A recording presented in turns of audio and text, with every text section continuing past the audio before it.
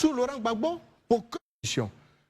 Nous nous rappelons que sous le régime du président Gbagbo, des candidats avaient été éliminés, tout comme sous le régime du président Bédié, Feu Bédié. Des candidats avaient été éliminés. Par le président ou par le... Par le régime au pouvoir. C'est la vérité. On est même parti à Pretoria, sous Laurent Gbagbo, pour que M. Ouattara enfin retrouve son nom sur une liste électorale et soit compétitif à une élection présidentielle. Non, pas être, mais soit compétitif, soit inscrit comme candidat à une élection présidentielle. Donc on devrait comprendre... À la suite d'un accord. Selon vous, moi, j'en appelle à cet accord par la voie du dialogue. Très bien. Quand vous dites ça, je peux l'entendre, mais quand vous dites que le président... Si vous ne m'avez pas laissé terminer, non, Marie, excusez-moi, oui, je vous ai arrêté parce que vous avancez pas à pas. Par exemple, Élysée disait tantôt que le président n'a jamais fait vos recherches. Le président l'a dit en 2019. Marie, lorsque je vous interpelle, vous arrêtez. Je vous interpelle, vous arrêtez, monsieur, je vous en prie, chère dame. Alors, je reviens pour dire... Je vous écoute. Les propos qu'on tient ici sont importants. Les phrases que nous faisons ont tout leur sens. C'est très important. Quand vous dites que le président, de son temps, en telle année, a dit telle chose qui n'éliminerait personne et qu'aujourd'hui on constate que moi en tant que journaliste je me pose sur les faits de loi et je me dis attention, est-ce que vous insinuez sur la base de quoi justement vous faites cette insinuation? Vous l'avez dit, et bon laissez-moi vous dire. Allez-y monsieur. Je dis et je le répète, quand vous avez en charge le destin d'un pays et que vous avez en face de vous une opposition, quand vous prenez le cas du président Laurent Gbagbo, mais vous voulez qu'on se dise la vérité, mais il faut bien qu'on se dise la vérité pour que justement l'opinion publique comprenne parfaitement. Notre rôle est effectivement de distiller l'information crédible au sein de l'opinion publique. Les faits sont là. Un ancien chef d'État, vous avez été à l'école, vous l'avez rappelé, vous êtes journaliste.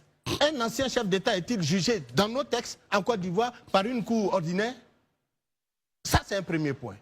Deuxième point, qui l'a envoyé à la CPI? Ce n'est pas l'État de Côte d'Ivoire, parce que tout simplement l'État de Côte d'Ivoire disait que notre appareil judiciaire n'était pas encore en capacité de le juger. Il est parti, jugé par une justice internationale. Il a été libéré de toutes les charges. Il est revenu. On nous sort un braquage de banque. Mais la banque même... Non, laissez-moi terminer. Non, Marie, mais si vous ne me laissez pas... Chaque fois qu'on développe, vous m'arrêtez. Non, Marie, ça ne marche pas comme ça. Ça pose problème. Marie, ça ne marche pas comme ça. Et pourtant, quand les autres développent, vous ne les arrêtez pas. Marie, ça ne marche pas comme ça. Allez-y, madame. Je tiens à m'excuser, mais ça ne marche pas comme ça. Si vous allez sur un argumentaire que je ne comprends pas, je suis à loisir de vous interrompre et de dire expliquez-moi mieux. Ça n'a rien à voir avec distiller la vérité ou pas. Moi, je ne suis pas dans ce jeu-là. Excusez-moi, je ne suis pas dans ce jeu-là.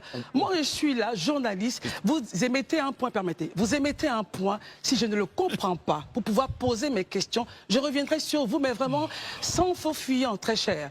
Donc ça, il faudrait vraiment que ce soit bien intégré pour tous ici. C'est très important. Il faut ramener à ceux qui sont civilisés et disciplinés ce soir. Non, Herman, on ne va pas aller là-dessus. On va pas aller là-dessus.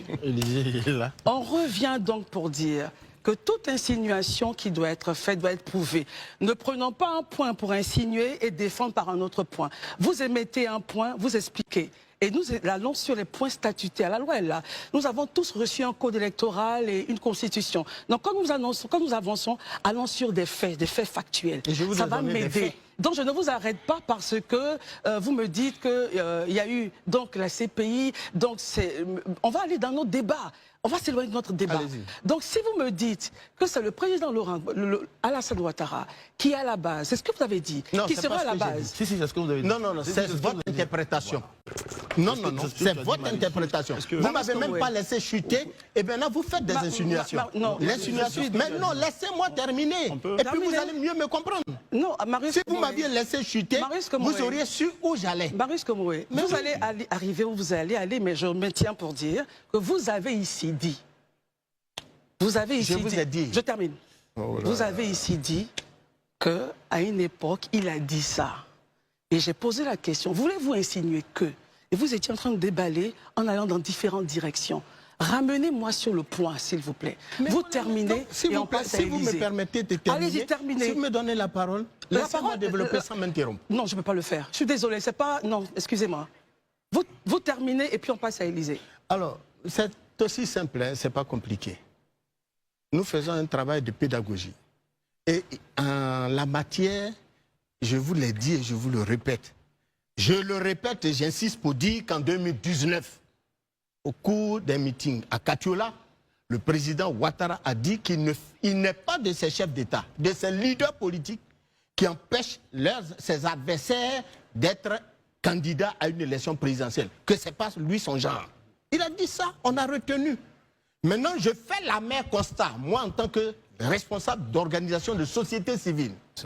Au cours de son mandat, ou de ses différents mandats, il y a eu plusieurs événements d'élimination des candidats, comme on en a connu sous Bédié, comme on en a connu sous Laurent Gbagbo. Et il a fallu les accords de Pretoria pour que finalement M. Ouattara soit candidat. Mais les mêmes accords qui ont permis à M. Ouattara d'être candidat, je demande que cette même table de discussion s'ouvre. Ces accords s'ouvrent de sorte, ces discussions s'ouvrent de sorte qu'on trouve un accord qui arrangerait les uns et les autres et que nous allions à la paix, à cette élection, dans la paix totale. Et qu'on ne se retrouve pas à la fin de cette élection avec 3 000 morts, 4 000 morts, 5 000 morts. Déjà, le PDCI interpelle ses militants, lance un appel à ses militants de se tenir prêts pour on ne sait quoi. Alors, demain, qu'adviendra-t-il? Moi, j'ai écouté aussi, sur les réseaux sociaux, une sortie de M. Damana Picasse, qui en appelait donc aux militants, aux coordinateurs, aux secrétaires de section et autres du parti, du PPACI, à œuvrer, à s'assurer que chaque militant a été bel et bien sur la liste électorale. Et que pour eux, tout ce que fait aujourd'hui la CEI ou le régime, c'est-à-dire de M. Damana Picasse, sont des non-lieux, des événements qui ne sont qui n'apporteront rien justement au débat. Et pour ça, il a demandé aux uns de continuer à œuvrer, à s'assurer que les militants du PPACI ont été bel et bien, et que bientôt des mots d'ordre leur seront adressés. Bon, nous ne voulons pas justement des crises. Nous voulons que nous voulons la paix dans ce pays. Et la paix, c'est le régime au pouvoir qui doit la consolider et nulle personne d'autre. Merci beaucoup. Élisée, vous avez la parole. Ok.